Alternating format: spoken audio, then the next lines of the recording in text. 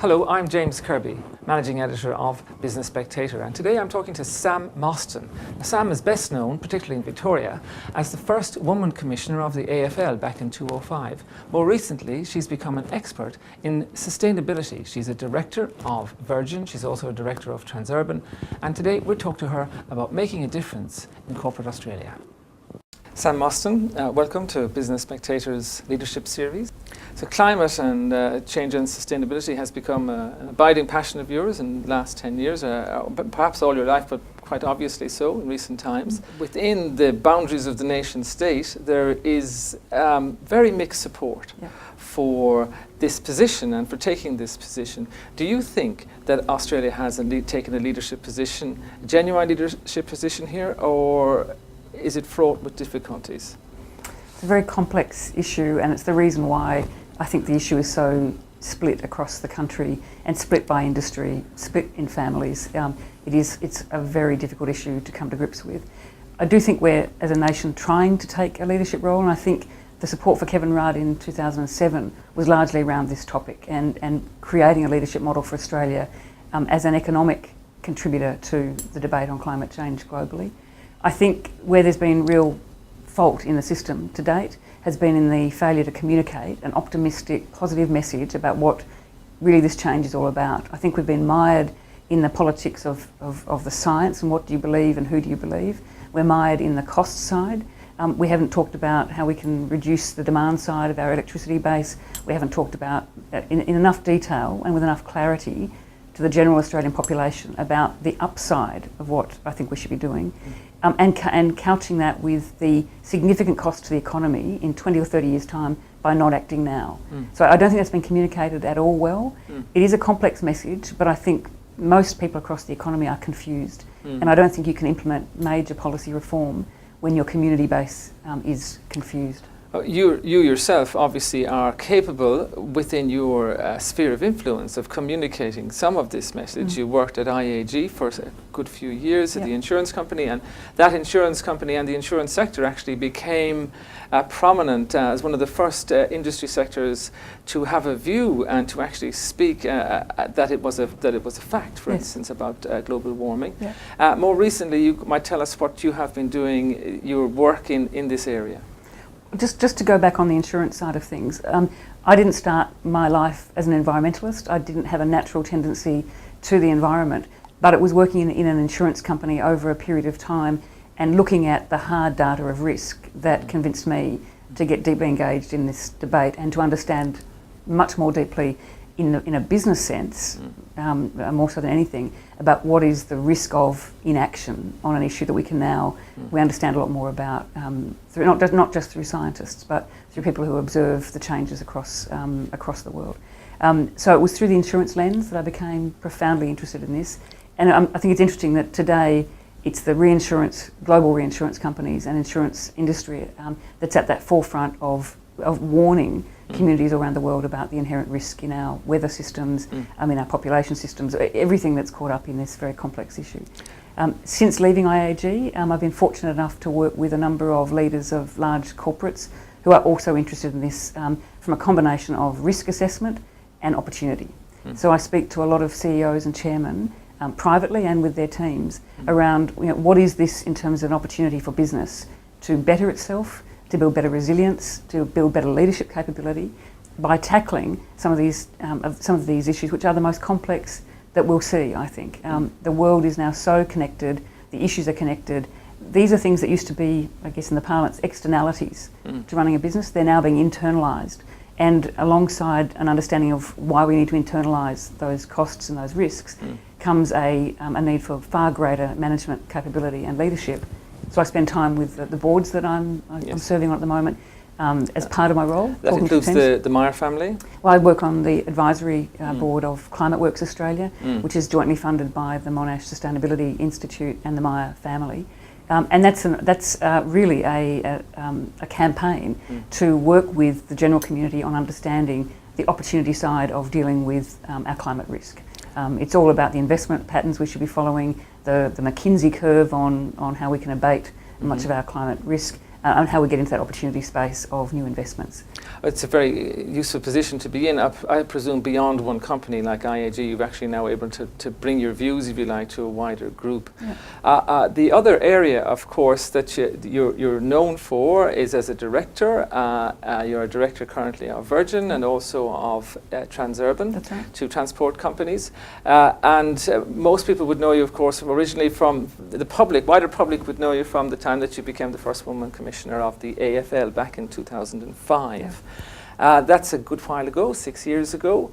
Do you think the AFL as an organisation, the perception of the organisation in relation to gender and treatment of women, is it better or worse than it was when you joined? I think it's better, and I'm privileged to be in a position where, alongside the other woman commissioner, Linda Dessau, we're able to help the debate internally inside the organisation, but also observe what's happened with the rollout of the respect and responsibility policies and training right across the club system and right across community football, right across the country. And I think there has been a distinct change across the league, and the fact that it goes as deep as community and local footy gives me great heart that this is a consistent set of principles that the league is very keen to pursue and must pursue. Half the audience for football in Australia are women, and there's no getting around that fact. And we've got to be as attractive a game for women as men. And of course, no doubt you want to talk about the unfortunate summer we've had, where there's always off-field incidents. And I always look at that in its context. We are a microcosm of the broader society. We have 700, 800 young men in our care in the AFL competition, and we see a couple of incidents over an off-season period. And I look at that compared to what we see in the general community, and I think we do well. We can always do better, and there's an acknowledgement, I think, by the players and by the clubs that we have to do better. Do you think corporate Australia, as against the AFL, do you think that as a leader, in terms of its leadership on this issue, has been better? In terms of its tangible record, we can count the number of female directors, if you like, that are coming through every year. It's going up, right? At a faster clip, I'd imagine, than AFL commissioners. I'm only guessing, but I imagine that's the case. We are a quarter of the commission. You're a quarter of the commission. So, I think, yes, interestingly, in an industry completely dominated by men, I think that's a pretty good record at the moment, and I don't think there's any reason why anyone on the commission thinks that needs to stop at that number. Right. But it is a quarter. Yes, okay. And what about corporate Australia? Can I ask you one question? Clear question on this. You got to your position on the board of two leading top ASX companies in an era that had no quotas. There's a debate now about there should be quotas. Some people say there should, some people don't agree.